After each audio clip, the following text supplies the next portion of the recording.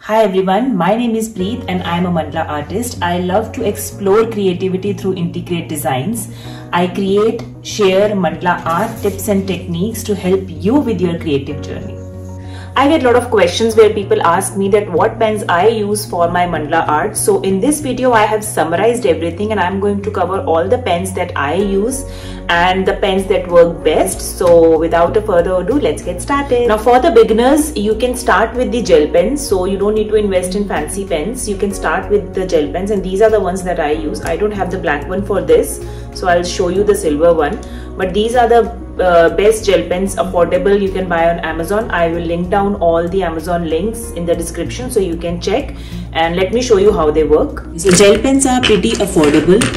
This one is from Reynolds brand and the nib size is 0.5, which is pretty good, like you can see over here, and the ink flow is very nice when you talk about gel pens. The next one, this is from Kako Green, and this is not from Kako Green, this is from Sanyo. This is available on Meesho. This is pretty good. It's a set of gel pens, color pens. So I think this is also a pretty good investment. Again, it's like a pilot pen nib and the ink is free flow in this as well. This is like super smooth. The only thing that I feel is that they come in only two nib sizes, which is 0.5 mm for this and Signo. This is one of the famous brand, Uniball. This comes in 0.8. Some of them do come in 0.7, but 0.7 and 0.8 there is hardly any difference. This one is silver, so you might not be able to see too much, but this is also good. I have seen a lot of artists using Signo gel pen. So this shows.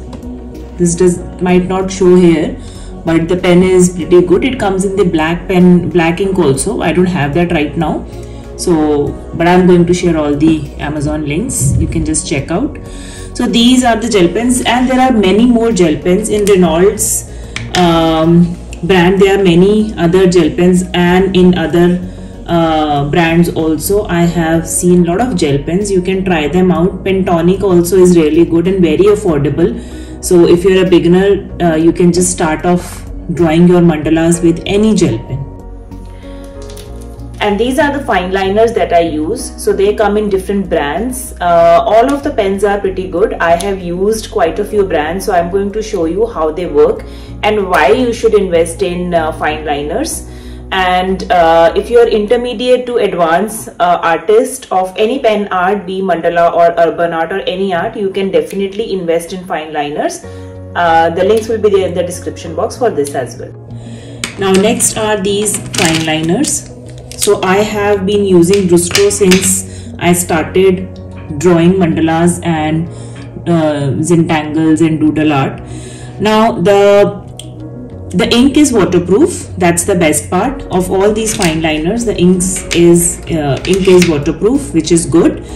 And these come in different nib sizes. So like you can see over here, this is 0.3, this is 0.2 and this is 0.1. Now how does this helps is when you are drawing some thick and thin lines in mandala or any sketch art, these pen nibs definitely help you to create the dimension in your work and add little details wherever you want to add by using a thinner fine line.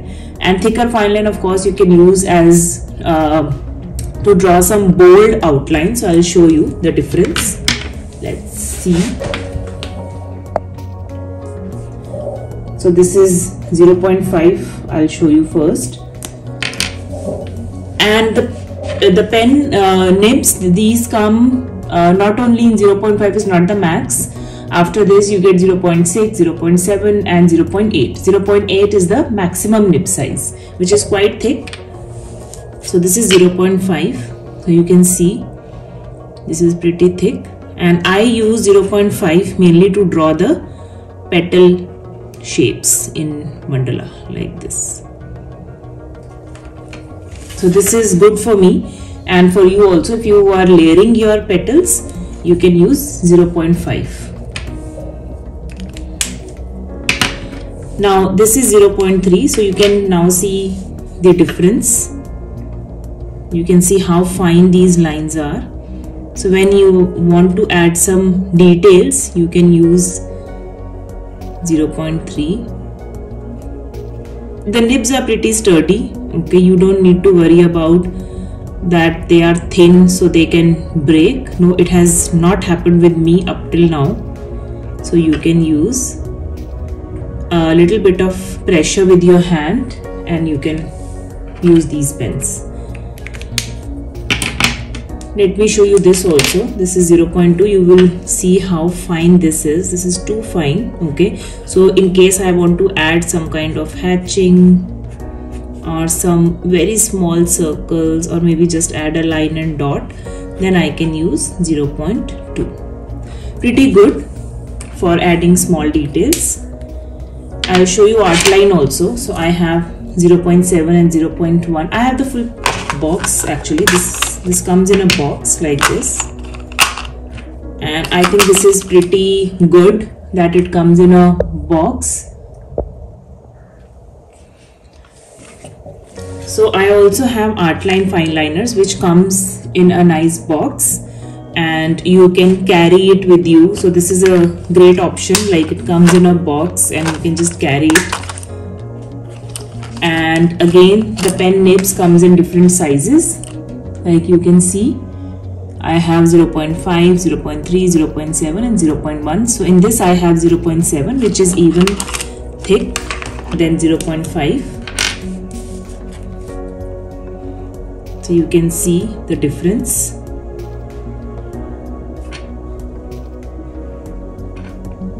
So these pens work really nice. Next pen is from Rotring. This is the most pigmented fine liner I have ever used. This is like one of the best.